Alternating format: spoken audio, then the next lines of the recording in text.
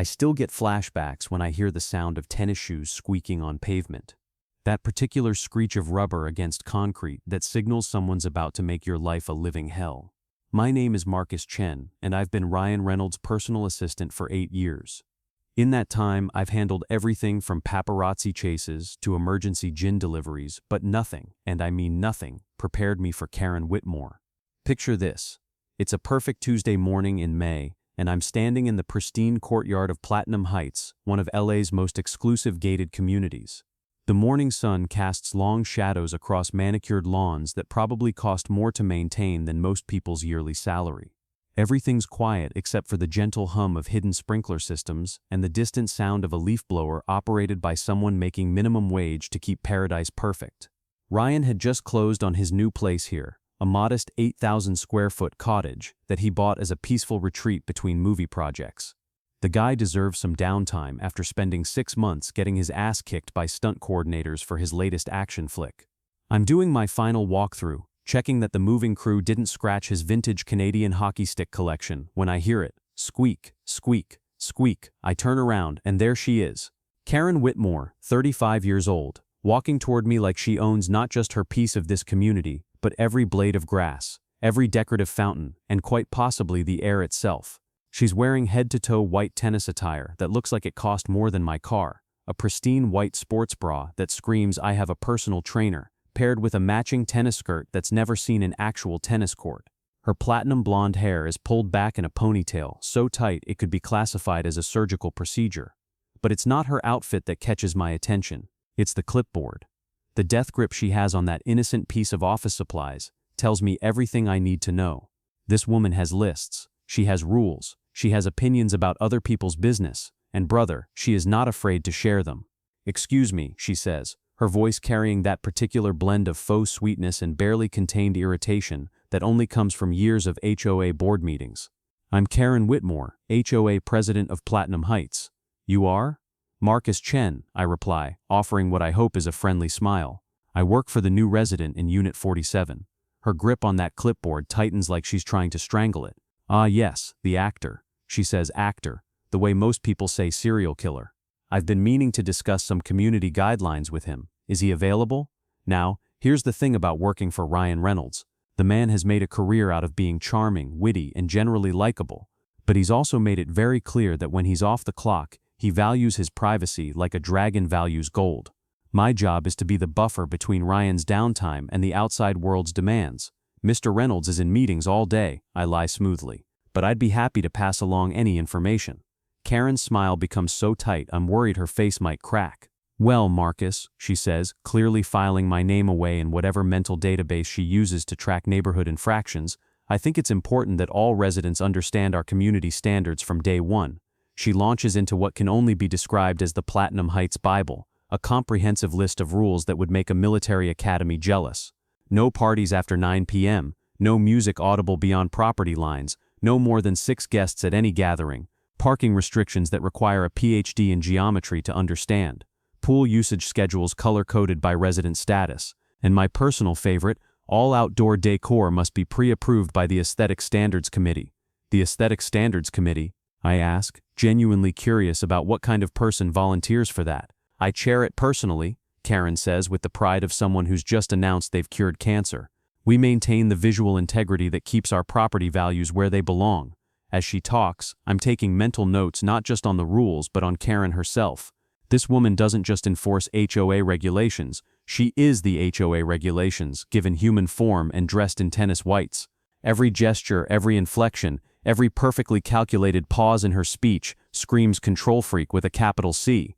"Now," she continues, "I understand your employer works in entertainment. I want to make it very clear that Platinum Heights is not a filming location. We've had issues with other celebrity residents thinking they can turn our beautiful community into their personal movie set." The way she says entertainment makes it sound like Ryan's profession involves something significantly less wholesome than making people laugh. I'm starting to understand why the previous assistant quit after only 3 months. Dealing with Karen Whitmore isn't a job, it's psychological warfare. "I'll make sure Mr. Reynolds is aware of all community guidelines," I assure her. "Excellent." She makes a note on her clipboard with the precision of a surgeon. "I assume there won't be any issues with compliance?" It's not really a question. It's a statement wrapped in the thin veneer of politeness, and we both know it. Karen Whitmore isn't asking if Ryan will follow the rules. She's informing me that he will, whether he likes it or not. Of course not, I reply, though something in her tone makes my stomach twist. There's something predatory about the way she's looking at Ryan's house, like she's already planning her first violation notice. Wonderful. She adjusts her ponytail with military precision. I do hope Mr. Reynolds will consider joining our community activities. We have tennis tournaments every Sunday, and our monthly HOA meetings are quite informative. The thought of Ryan sitting through an HOA meeting makes me want to laugh, but I manage to keep my expression neutral. I'll pass along the invitation. As Karen walks away, her tennis shoes resuming their ominous squeaking against the pavement, I have a sinking feeling that this won't be the last I see of her. There's something about the way she surveyed Ryan's property, like a general planning a siege. I pull out my phone to text Ryan. Met the HOA president. Houston, we have a problem. His response is immediate. How bad? Remember that villain from the X-Men who could control metal? Imagine her with a clipboard and a tennis outfit. Shit. Yeah. What neither of us realized at that moment was that Karen Whitmore wasn't just the HOA president. She was a woman on a mission, and that mission was to prove that nobody, not even Ryan Reynolds, was above the sacred laws of Platinum Heights. The war was about to begin, and Karen had no idea she was about to go up against someone who'd built an entire career on turning conflict into comedy gold. The violation notice arrived exactly 72 hours later, slipped under Ryan's front door like a passive-aggressive love letter from hell. I found it Thursday morning when I came by to prep for his charity meeting, and honestly, I had to read it twice to believe what I was seeing. Notice of Community Standards Violation was printed in bold letters across the top, followed by Karen's name and title in a font size that suggested she'd commissioned a graphic designer. Below that, a laundry list of infractions that would have impressed the Spanish Inquisition. Violation Num 1. Unauthorized landscape modifications. Ryan had planted 3 rose bushes. Violation Num 2. Improper waste bin placement. His garbage can was 6 inches too far left. Violation Num 3. Unlicensed exterior decoration. He'd hung a small Canadian flag. Violation Num 4. Failure to register domestic staff, that would be me. Violation 5. Suspicious vehicular activity. My Honda Civic apparently looked non-residential. Each violation came with a $200 fine, totaling $1,000 for crimes against suburban perfection. The kicker was the deadline. All infractions must be remedied within 48 hours or face escalated enforcement procedures. I called Ryan immediately. You need to see this. How bad? He asked. I could hear Blake laughing in the background, which meant he was probably making pancakes for the kids. The man's domestic happiness was about to be Karen bombed. She fined you $1,000 for having a personality. 20 minutes later, Ryan was standing in his kitchen reading the violation notice while his coffee got cold. He's got this thing where he gets very quiet when he's truly pissed off, and brother, the silence was deafening. A Canadian flag is unlicensed exterior decoration? He finally asked. Apparently. And your suspicious vehicular activity? I'm honored, honestly. My Civic has never been called suspicious before. Usually people just ignore it entirely. Ryan set the notice down with the careful precision of someone defusing a bomb. Marcus, I need you to do something for me. Name it. Find out everything you can about Karen Whitmore, and I mean everything. Where she works, where she shops, what she eats for breakfast, her favorite color, her deepest fears. I want to know this woman better than her own mother does. Now, here's the thing about Ryan Reynolds that people don't always realize. The guy who plays Deadpool isn't just funny. He's strategic. When someone picks a fight with him, especially an unfair fight, he doesn't just fight back. He studies his opponent, finds their weaknesses, and then dismantles them with surgical precision, usually while making everyone laugh in the process. I spent the next day doing what I do best, research. And let me tell you, Karen Whitmore was not a difficult person to research. The woman had a digital footprint the size of Texas. Her LinkedIn profile read like a manifesto. Community Enhancement Specialist with 12+ years of experience in residential standards enforcement and property value optimization. She'd been HOA president at 3 different communities, each stint ending with her moving to a more expensive neighborhood. The pattern was interesting. Complaints, lawsuits, insurance claims, and then mysteriously, a new job in a better zip code. Her Facebook page was a masterclass in humble bragging disguised as community service. Photos of herself at ribbon-cutting ceremonies, accepting awards for neighborhood excellence, and posing with city council members who looked like they were being held at clipboard point. Every caption ended with hashtags like Community First, Standards Matter, Propovoldzid Protection. But the real goldmine was her Yelp review history. Karen Whitmore was the kind of person who left one-star reviews for restaurants because the napkins weren't folded correctly. She'd torched a dry cleaner for using wire hangers instead of wood. She'd destroyed a landscaping company because they showed up at 8:01 a.m. instead of 8 a.m. sharp. This woman doesn't just enforce rules, I told Ryan over dinner. She is the rules. She's like the physical manifestation of everything annoying about bureaucracy, given human form and armed with tennis gear. Ryan was quiet for a moment, stabbing his salad with the intensity of someone planning world domination. What's her weakness? Control, I said immediately. She needs to control everything and everyone around her. It's pathological. And what happens when someone refuses to be controlled? I could see the wheels turning in his head. She escalates. Exactly. Ryan leaned back in his chair with that smile that meant someone was about to get Reynolds. So here's what we're going to do. We're going to give Karen Whitmore exactly what she wants, which is complete compliance with every single rule in that HOA handbook.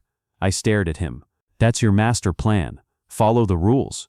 Not just follow them, Marcus. We're going to follow them so precisely, so literally, so absolutely perfectly that it becomes absurd. We're going to maliciously comply with every regulation until Karen realizes she's created a monster. The next morning, Ryan's transformation began.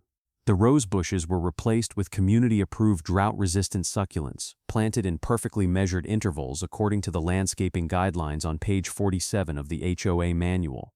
The Canadian flag came down and was replaced with an American flag that flew at exactly the regulation height specified in subsection 12C. My Honda Civic was registered as an essential services vehicle and given a parking permit that I laminated and displayed like it was the Magna Carta. I submitted my domestic staff registration paperwork, complete with a headshot and background check that was probably more thorough than what the FBI requires. The garbage can was moved to the precise location specified in the waste management protocols, measured with a surveyor's level to ensure mathematical perfection. Ryan even hired a landscaping crew to trim his grass to exactly 2.5 inches, the maximum height allowed under community standards. But here's where Ryan's genius started to show. He didn't just comply with the rules, he complied with all the rules. Every obscure regulation buried in the 847-page HOA handbook became his personal mission. The community guidelines required all exterior lighting to be warm white, non-LED, and appropriately shielded. Ryan installed exactly 47 regulation-compliant light fixtures, each one professionally measured for proper shielding and color temperature. His house now glowed like a suburban space station, technically perfect but absolutely ridiculous. The pool maintenance schedule required filtration systems to run for exactly 8 hours daily between 6 a.m. and 2 p.m. Ryan complied, but he also installed a digital timer that announced each hour with a pleasant chime audible throughout the neighborhood. Good morning, Platinum Heights. The Reynolds pool filter has been running for 3 hours as required by Regulation 23B. Karen's response was swift and predictable. She showed up at Ryan's door Friday morning at exactly 8 a.m., clipboard in hand, wearing a fresh white tennis outfit that looked like it had been dry cleaned overnight. Mr. Reynolds, she said, her smile so tight it could have been classified as a medical condition, I need to discuss your recent improvements. Karen. Ryan opened the door with genuine enthusiasm that somehow felt more threatening than anger. Perfect timing. I was just reviewing Section 34 of the Community Handbook. Did you know that all door hardware must be either brass or brushed nickel? I had my entire door handle professionally polished this morning. Karen's eye twitched. Yes, well, while I appreciate your attention to community standards, some residents have complained about the lighting situation. Complaints? Ryan looked genuinely confused, but I followed Regulation 15C to the letter. Would you like to see my light meter readings? I have documentation proving each fixture meets the exact specifications. The chiming, Karen said through gritted teeth. The pool filter announcements are disruptive. Disruptive? Ryan pulled out his own clipboard, and yes, he had gotten a clipboard. According to page 203, all mechanical equipment must operate during designated hours. I thought the community would appreciate being informed that I'm in full compliance. Should I file a community notification form instead? I watched this exchange from the kitchen window, and I swear I could see Karen's brain short-circuiting in real time. She'd built her entire identity around being the rules enforcer, And now Ryan was outruling her with such aggressive compliance that she looked like the unreasonable one. Perhaps, she said slowly, we could discuss reasonable interpretations of the guidelines. Reasonable? Ryan's eyebrows shot up. Karen, I think you're misunderstanding something fundamental here. Rules exist for a reason, right? If we start making exceptions and interpretations, where does it end? Pretty soon everyone will think they can just do whatever they want. The irony was so thick, you could have cut it with Karen's perfectly manicured fingernails. She was being lectured about rule following by the man she'd tried to fine into submission, and there wasn't a damn thing she could say about it. I'll be reviewing your enhancements with the board, she finally managed. Excellent. Ryan beamed. I'll prepare a full compliance report for your review. Oh, and Karen, I've been thinking about getting more involved in community activities. When's the next HOA meeting? If Karen's smile got any tighter, her face was going to collapse into a black hole. Third Thursday of every month, 7 p.m. sharp in the community center. Perfect. I'll bring snacks. Do the community guidelines specify what types of refreshments are appropriate for board meetings? As Karen walked away, her tennis shoes squeaking against the pavement like a dog toy being tortured, I knew we'd won the first battle. But this was Karen Whitmore we were dealing with. If there's one thing worse than a control freak, it's a control freak who's been out-controlled. The war was just getting started. The third Thursday of the month arrived like a storm. You can see coming, but can't avoid. I spent the entire day preparing for what Ryan had dubbed Operation Community Engagement, which sounded innocent enough until you considered who we were dealing with. Ryan's approach to the HOA meeting was characteristically thorough. He'd read every page of the community handbook, cross-referenced it with California HOA law, and prepared what could only be described as a presentation that would make Harvard Business School professors weep with envy. Marcus, he said, adjusting his tie in the hallway mirror, what's the first rule of comedy? Timing? Close. The first rule is, always be funnier than your opponent realizes they're being.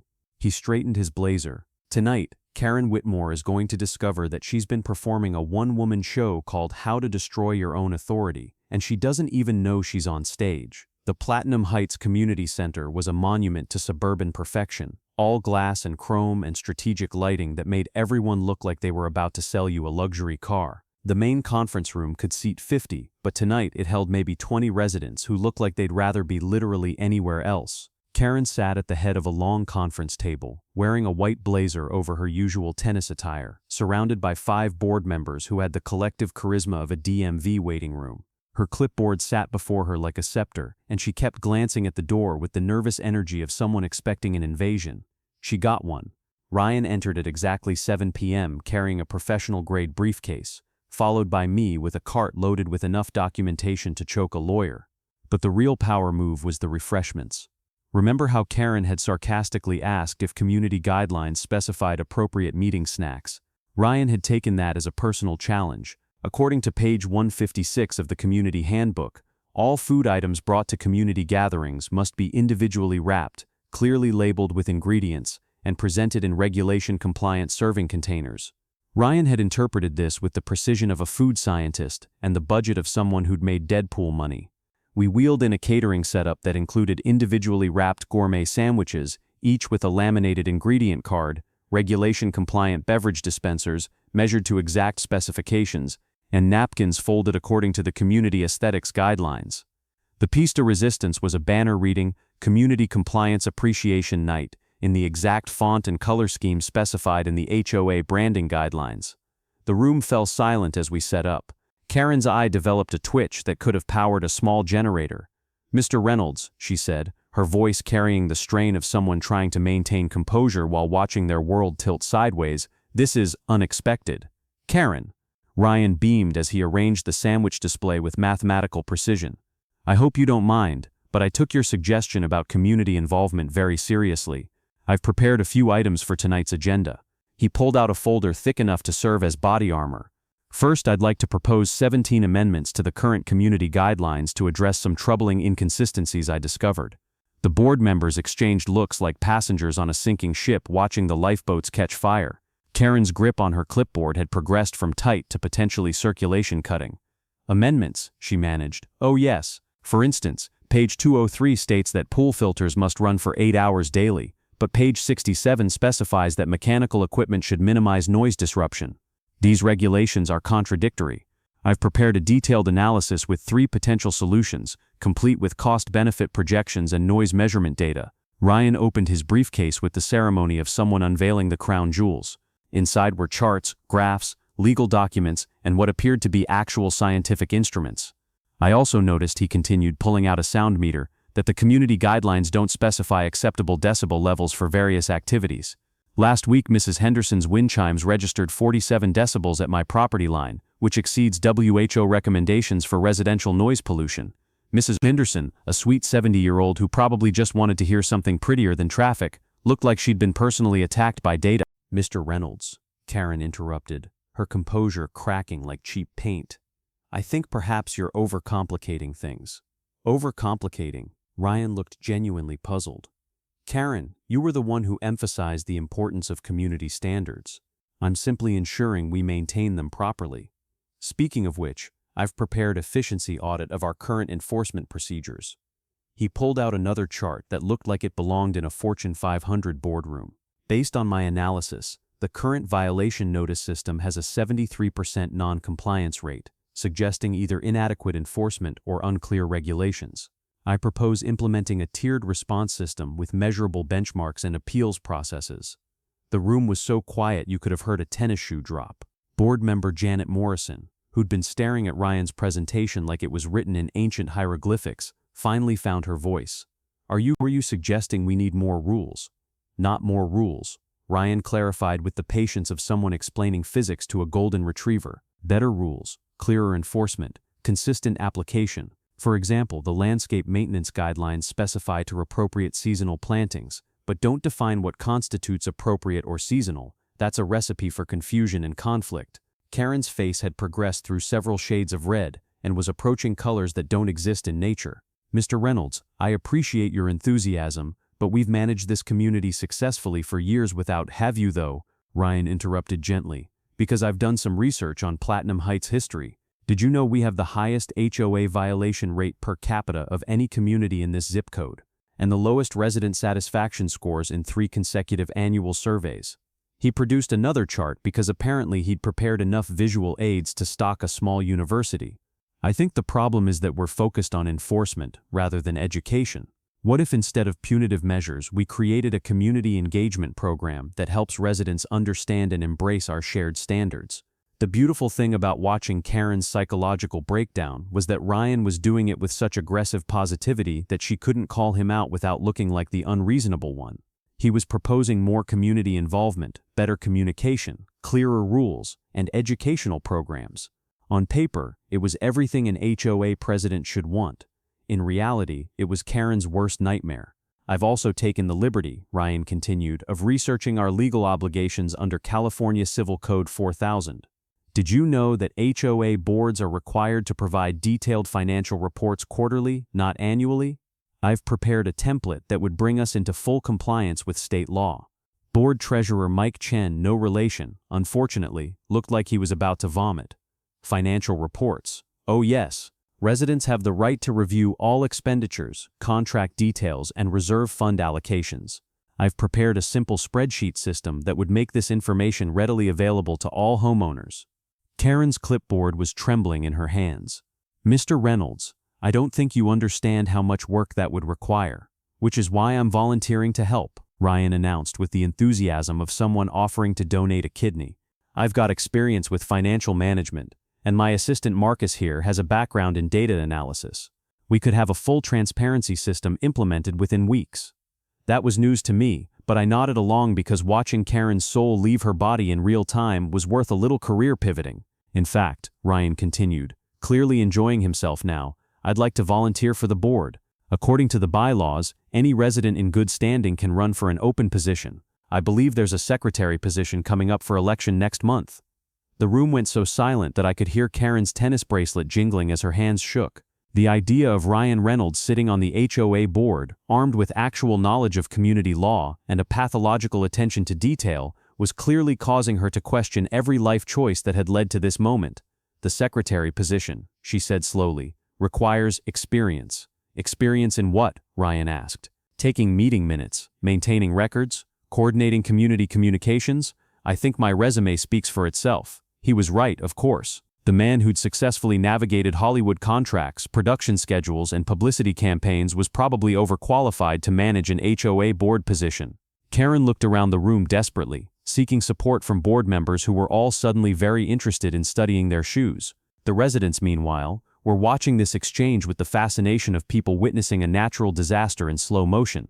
Perhaps, she said, her voice barely above a whisper, we should table this discussion until next month. Excellent idea, Ryan agreed cheerfully. That gives me time to prepare a comprehensive platform presentation. I'm thinking we need a complete overhaul of our community engagement strategy. More transparency, better communication, regular town halls where residents can voice concerns without fear of retaliation. The word retaliation hung in the air like a smoke alarm going off. Everyone in that room knew exactly what he was referring to, and Karen's face cycled through several more impossible colors. As the meeting mercifully ended, residents filed out with the shell-shocked expressions of people who'd witnessed something they couldn't quite process. Karen remained frozen at the head of the table, staring at Ryan's presentation materials like they were evidence at a crime scene. Great meeting tonight, Karen, Ryan said as he packed up his charts. I'm really looking forward to working together to improve our community. Oh, and thanks for the suggestion about getting more involved. You were absolutely right.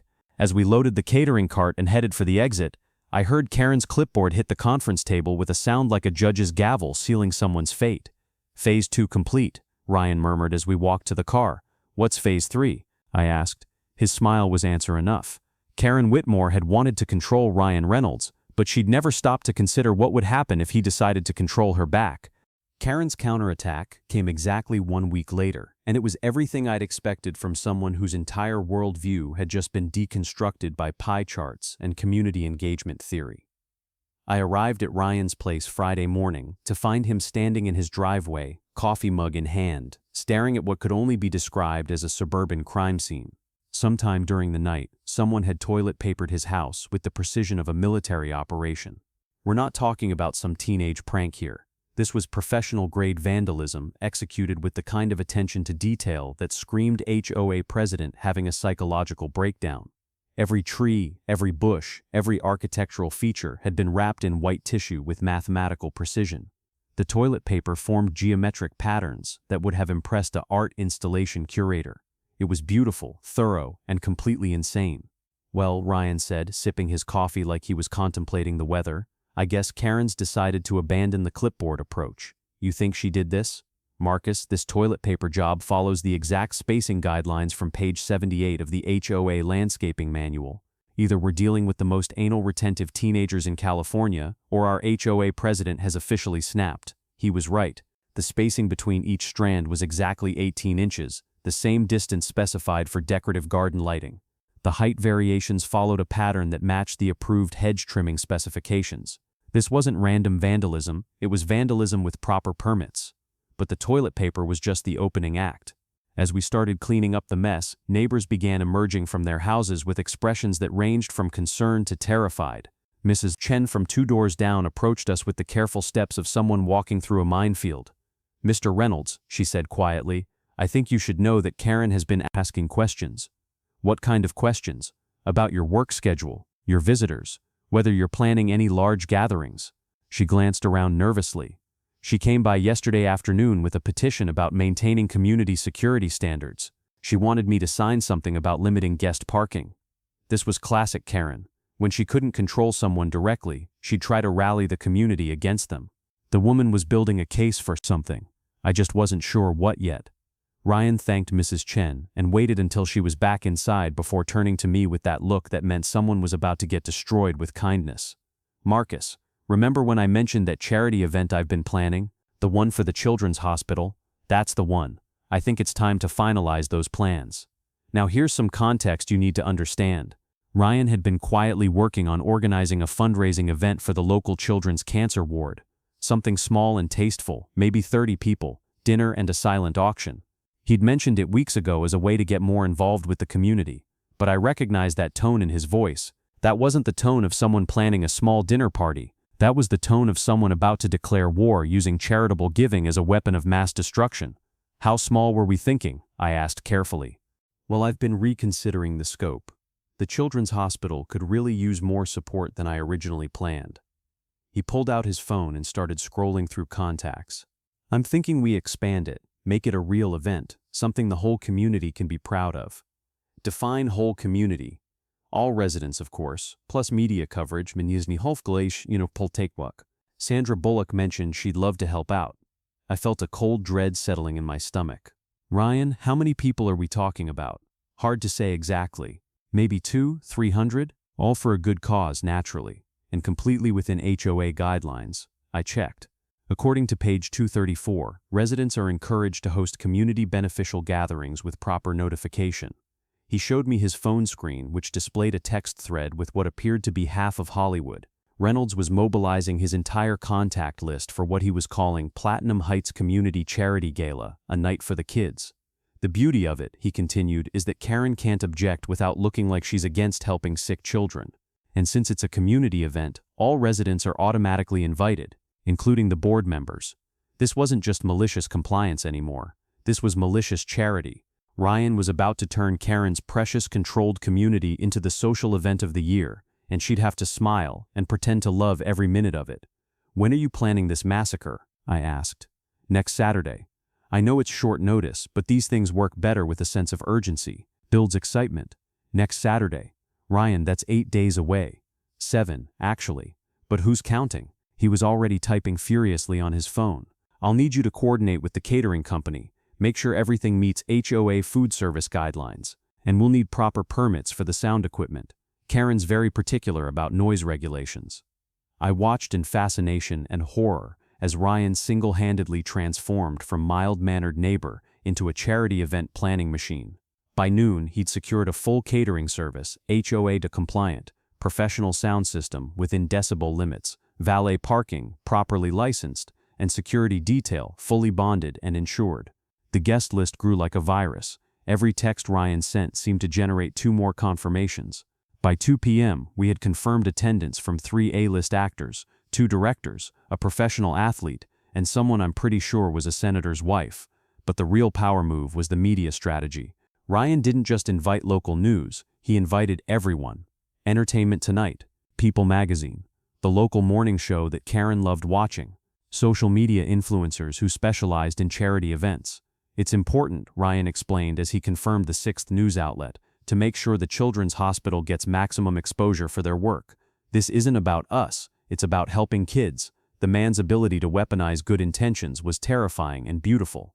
Karen's response was predictably unhinged. She showed up at Ryan's door Saturday afternoon, exactly 1 week before the event, carrying a clipboard so thick it could have served as body armor.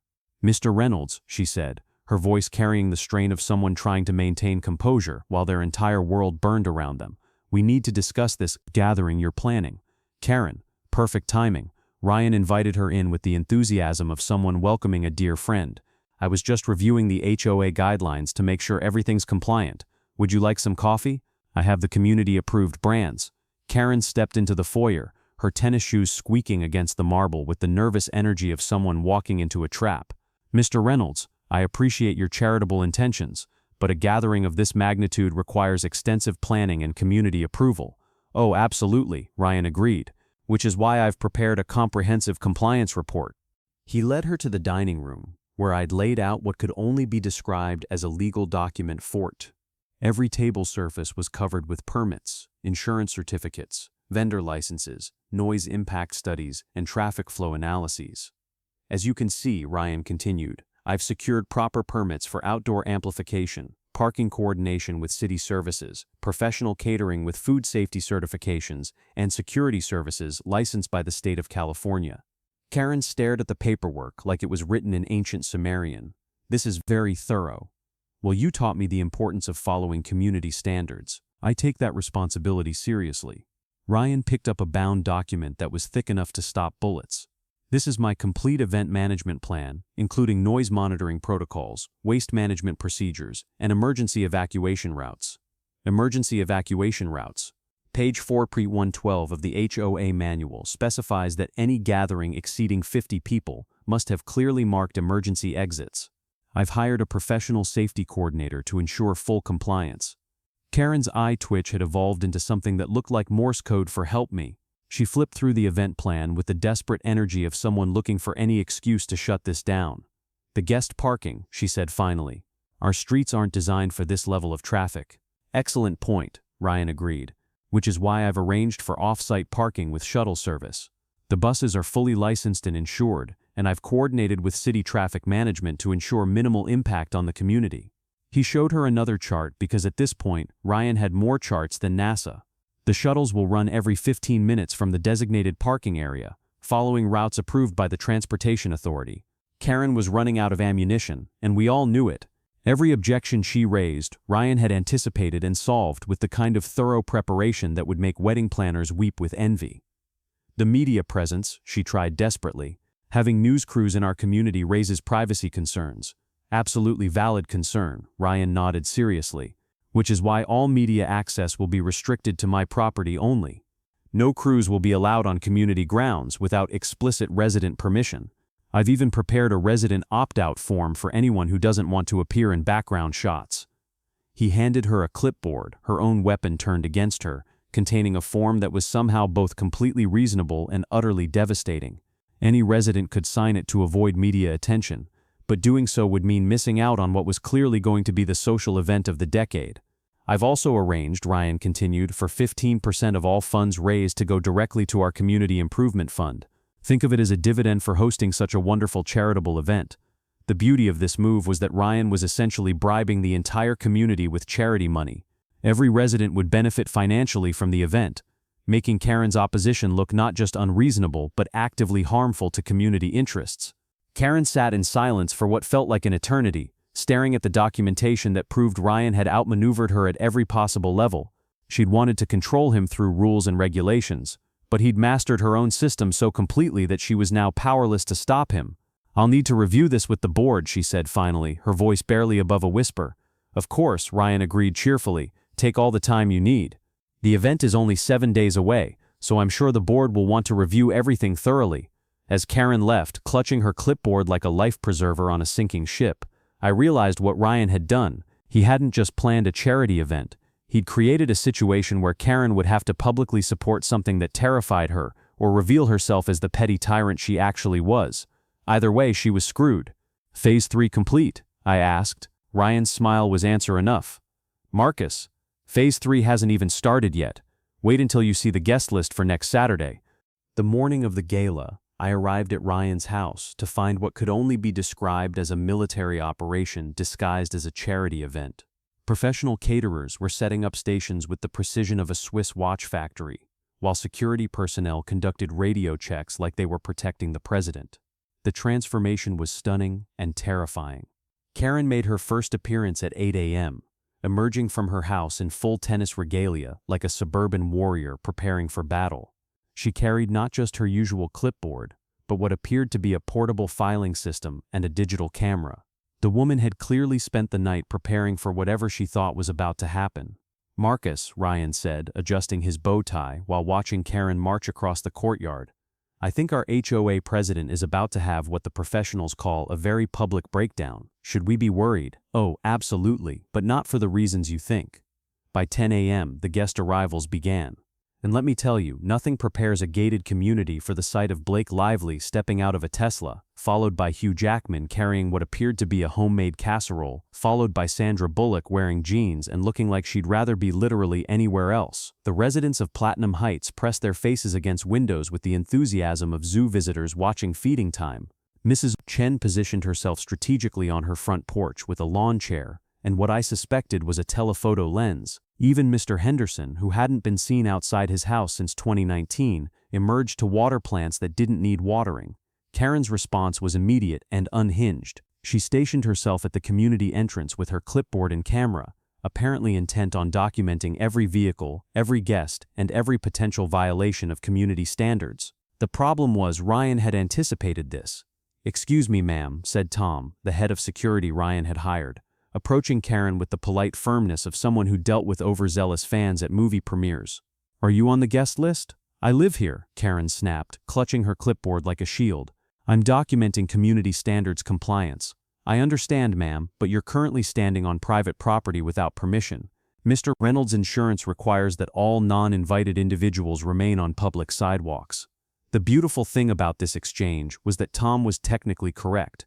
Karen was standing just inside Ryan's property line, and the insurance requirements Ryan had filed, all 47 pages of them, did specify crowd control protocols. She was being evicted from her own documentation mission by legitimate security concerns. "This is harassment," Karen declared, but she moved to the sidewalk, which put her at a distance where her photography efforts became significantly less effective. Meanwhile, the charity event itself was everything Ryan had promised and more. The guest list had somehow expanded to include what appeared to be half of Hollywood, 3 city council members, the mayor's wife, and a news crew from Entertainment Tonight. The Children's Hospital representatives looked like they'd died and gone to fundraising heaven. The irony wasn't lost on me that Karen's attempts to control Ryan had resulted in the biggest celebrity gathering in the community's history, all raising money for sick kids. Every news camera, every social media post, every interview was generating positive publicity for Platinum Heights that their marketing budget could never have bought. But Karen wasn't done fighting. At 2 p.m. she made her move.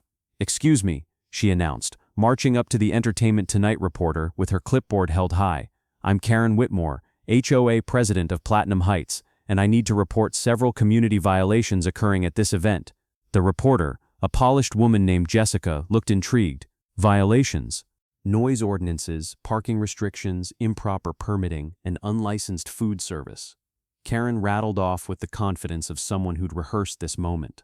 "This resident has consistently flouted community standards and is using celebrity connections to avoid accountability." Jessica's eyes lit up with the predatory glee of someone who just found a better story than planned. "Can you tell us more about these violations?" This was Karen's moment. Her chance to expose Ryan Reynolds as a rule-breaking celebrity who thought he was above community standards. Her vindication for weeks of being systematically outmaneuvered by someone who understood her own system better than she did.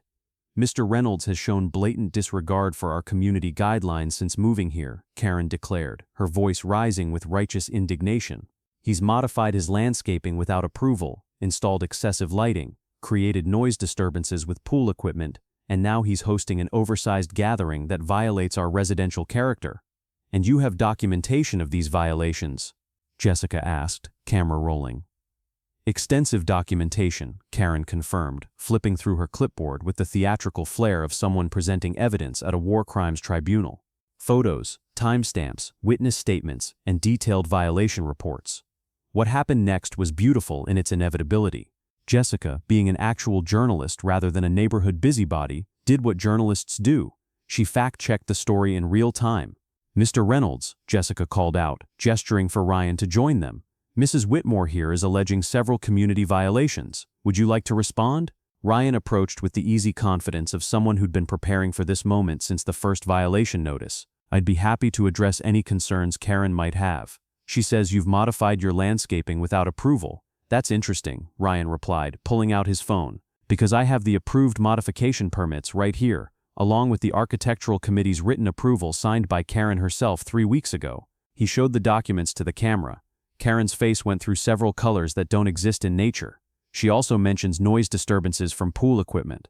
"The pool filtration system operates exactly within the HOA guidelines Karen helped write," Ryan explained patiently. "It runs for the required 8 hours daily, with sound levels measured and documented as compliant with community noise ordinances." Jessica was clearly enjoying this. "And the excessive lighting. All exterior lighting meets the exact specifications outlined in Section 15C of the Community Handbook," Ryan said. "I have professional measurements and color temperature documentation, if Karen would like to review them again." By now, Karen looked like someone watching their entire worldview collapse in high-definition television coverage. But Ryan wasn't done. "Jessica," he continued, "I think there might be a more interesting story here. Karen has been systematically harassing residents who don't conform to her personal interpretation of community standards. She's used her position to intimidate homeowners, file frivolous violations, and create a climate of fear in what should be a peaceful community." That's not true," Karen stammered, but her voice lacked conviction. "I have documentation," Ryan said, echoing her own words back to her. "Photos of vandalism to my property, witness statements from intimidated residents, and records of selective enforcement that borders on discriminatory behavior." Jessica's journalistic instincts were clearly pinging. "Mrs. Whitmore, how do you respond to allegations of harassment and selective enforcement?" This was the moment Karen could have salvaged something. She could have admitted to overzealous enforcement, apologized for any misunderstandings, and positioned herself as someone learning to balance community standards with resident rights. Instead, she doubled down. "These celebrities think they can buy their way out of community responsibility," she declared, her voice reaching frequencies that probably bothered dogs. "They move into our neighborhoods and expect special treatment just because they're famous. Well, I don't care if he's Ryan Reynolds or Ryan anybody else. Rules are rules, and no one is above them." The silence that followed was deafening. Every guest, every resident, every news camera had heard Karen essentially declare war on charity fundraising because it was being hosted by someone she didn't like. "So you're opposed to this charity event?" Jessica clarified. "I'm opposed to residents who think celebrity status exempts them from community standards," Karen replied, apparently not realizing she was digging her own grave on live television. Hugh Jackman, who'd been quietly enjoying his casserole nearby, walked over with the casual grace of someone who dealt with difficult people professionally for decades. "Excuse me," he said to Jessica, "but I couldn't help overhearing. Are we really having a debate about whether raising money for children's cancer research is appropriate for a residential community?" Karen's eye twitch had evolved into something that looked like a neurological condition. "This isn't about charity, it's about community standards." "Right," Hugh said with that devastatingly polite Australian accent. "So your community standards oppose helping sick kids?" Sandra Bullock joined the group, apparently drawn by the spectacle of someone self-destructing on camera. "I'm confused," she said with perfectly calculated innocence. "Are you saying that residents aren't allowed to host charitable events?" "They're allowed," Karen insisted, "but they need proper permits and community approval." "Which Mr. Reynolds has," Sandra observed. "So what exactly is the problem?" Blake Lively materialized next to Ryan with the timing of someone who'd been watching this train wreck develop. "Karen," she said sweetly, "I'm curious. How much money has your HOA raised for local charities this year?" It was a perfectly innocent question that landed like a guided missile. Karen opened her mouth, closed it, and then opened it again like a fish gasping for water. That's not the point," she finally managed. "Isn't it though?" Blake pressed gently. "Because it seems like you're more concerned with enforcing rules than helping your community do good things."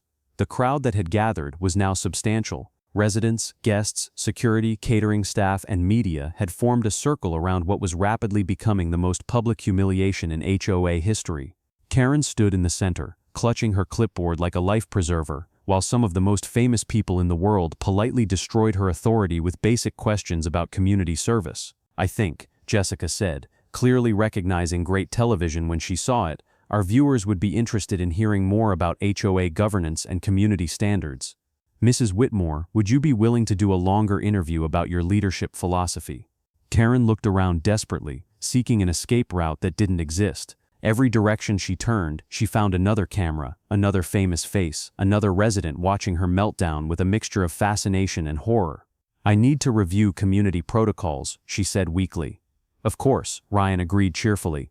"Take all the time you need. We'll be here raising money for children's cancer research."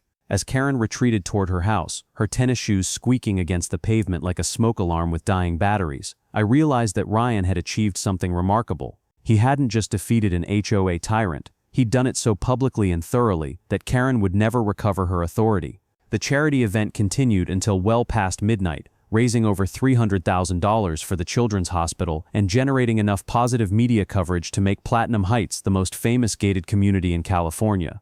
Karen's house remained dark all evening, but I could see her silhouette moving behind the blinds, probably plotting her next move. She wouldn't get the chance.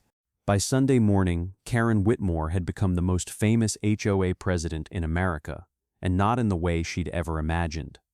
The Entertainment Tonight segment aired at 7 p.m. Saturday, just as the charity gala was winding down. But the real damage came from the social media explosion that followed. Someone, I suspect it was Blake, though she's never confirmed it, had been live streaming Karen's meltdown on Instagram. The video of her declaring war on children's cancer research while surrounded by bemused celebrities went viral faster than a California wildfire. By midnight, HOA Karen was trending nationally. By Sunday morning, the clip had been viewed over 2 million times across all platforms. The comments were brutal. "Imagine being so power-hungry you oppose charity for sick kids. This woman really said rules are rules about helping children. Ma'am, this is a charity event, not a meth lab. Plot twist, Karen is the community violation. I found Ryan on his patio Sunday morning, drinking coffee and scrolling through his phone with the satisfied expression of someone watching justice served with a side of internet commentary. "How's our HOA president handling her newfound fame?" I asked. "See for yourself," he said, handing me his phone. Karen had apparently spent Saturday night attempting damage control on the Platinum Heights Facebook page. Her posts were a masterclass in how to make a bad situation exponentially worse. Last night's gathering violated multiple community standards despite what certain residents claim. Celebrity status does not exempt anyone from HOA regulations. I stand by my enforcement of our community guidelines. The responses were swift and merciless. "Karen, you literally appeared on national television opposing charity for children. Girl, read the room. Ma'am, this is not the hill to die on." HOA Karen has entered the chat. But the real knockout punch came from an unexpected source. Mrs. Chen, the sweet elderly neighbor who'd been intimidated by Karen's petition tactics, had posted a detailed account of Karen's harassment campaign. Her post, written with the careful precision of someone who'd been documenting everything, laid out months of selective enforcement, intimidation tactics, and power abuse. Other residents quickly joined in, sharing their own Karen horror stories. The pattern that emerged painted a picture of systematic bullying that went far beyond overzealous rule enforcement. Karen hadn't just been enforcing community standards. She'd been using her position to terrorize anyone who didn't conform to her vision of suburban perfection. "The beautiful thing," Ryan said, accepting his phone back, "is that I didn't have to destroy her. She destroyed herself. I just gave her enough rope and a big enough stage." The media attention continued building throughout the day. The charity gala story had legs. Celebrity kindness versus HOA tyranny was perfect content for slow news cycles. By Monday morning, Karen's meltdown was being discussed on morning talk shows, late-night comedy programs, and social media feeds across the country. The Today Show segment was particularly brutal. They'd interviewed several residents who confirmed Karen's pattern of harassment and selective enforcement. The host's conclusion was devastating. "When did we decide that community standards matter more than community kindness?" But the real damage was happening locally. The Platinum Heights board called an emergency meeting Monday evening, and I could see Karen's house from Ryan's window as she paced back and forth, phone pressed to her ear, presumably dealing with the fallout. "Marcus," Ryan said, watching Karen's silhouette through her windows, "I almost feel bad for her, almost. She brought this on herself." "Oh, absolutely. But there's something genuinely tragic about watching someone self-destruct this completely over a need to control other people." The emergency board meeting lasted 3 hours. Through our neighborhood gossip network, mainly Mrs. Chen, who had somehow become the community's intelligence chief, we learned that Karen had been asked to resign. When she refused, the board voted to remove her from office pending a full investigation into her conduct. The investigation didn't take long. Once residents felt safe to speak up, the complaints flooded in. Discriminatory enforcement, harassment of elderly residents, intimidation tactics, misuse of HOA funds for personal vendettas, the list went on and on. Karen's professional life collapsed just as quickly. She worked as a community enhancement consultant for a property management company that handled several high-end developments. By Tuesday, her LinkedIn profile was deactivated, and industry contacts confirmed she'd been separated from the organization. The property management world is surprisingly small, and nobody wanted to hire someone who'd become nationally famous for harassing residents and opposing children's charities. Karen Whitmore had become professionally radioactive. By Wednesday, the for sale sign appeared on Karen's lawn. By Friday, she was gone. I happened to be at Ryan's house when the moving truck arrived. Karen emerged from her house one final time, wearing the same white tennis outfit that had become her trademark, but something fundamental had changed. The rigid posture was gone. The clipboard was nowhere to be seen. She looked like someone who'd aged years in a single week. She glanced toward Ryan's house, and for a moment I thought she might come over to say something, an apology, a final confrontation, maybe just acknowledgement that this war had ended. Instead, she just stood there for a long moment, then got into her car and drove away. We never saw her again. The aftermath was surprisingly positive. The new HOA board, led by Mrs. Chen as interim president, implemented sweeping reforms. The harassment complaints stopped. The excessive violation notices disappeared.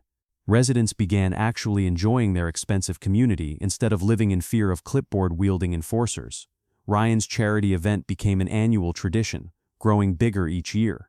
The Reynolds Gala now raises over $500,000 annually for the Children's Hospital, and Platinum Heights has become known as the celebrity community that actually cares about giving back.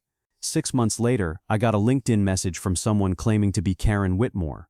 The profile was bare bones, no photo, minimal information, just a generic consultant listing in Phoenix. The message was short.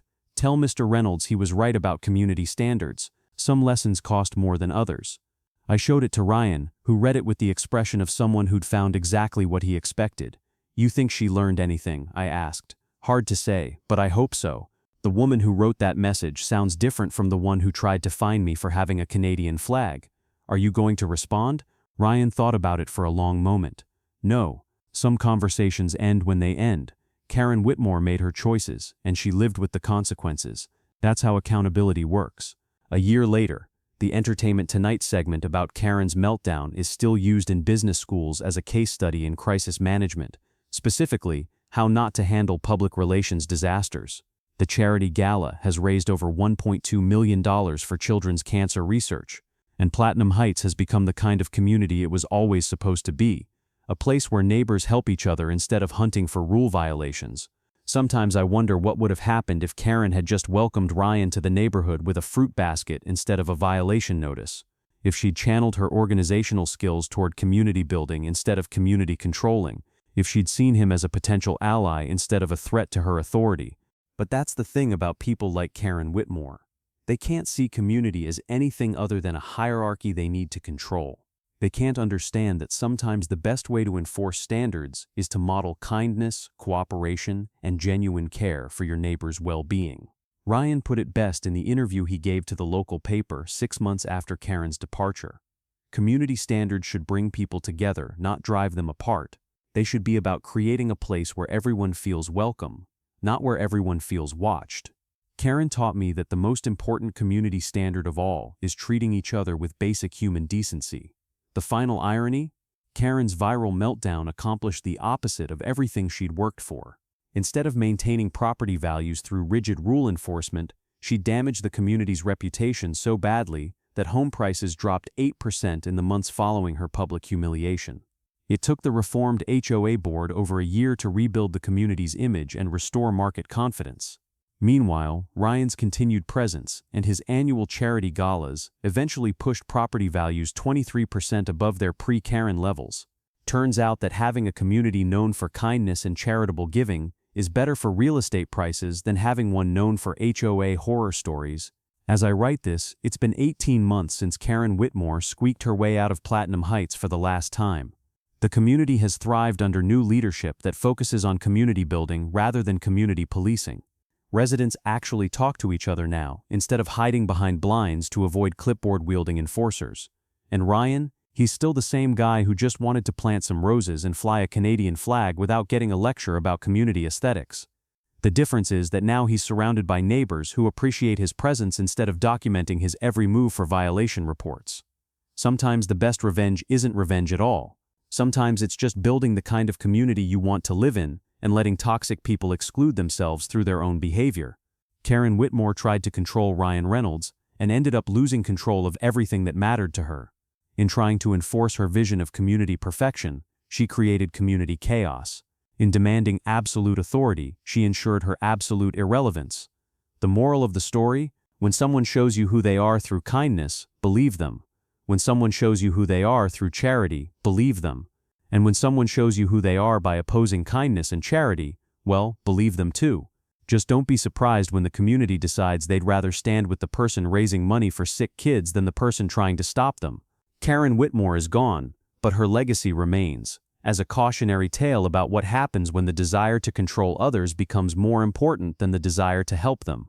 She wanted to be remembered as the woman who maintained community standards. Instead, she'll be remembered as the woman who tried to shut down a children's cancer charity and got destroyed by her own clipboard. Sometimes justice comes with a side of poetic irony, and sometimes it comes with a side of viral video humiliation. Either way, it still tastes pretty sweet.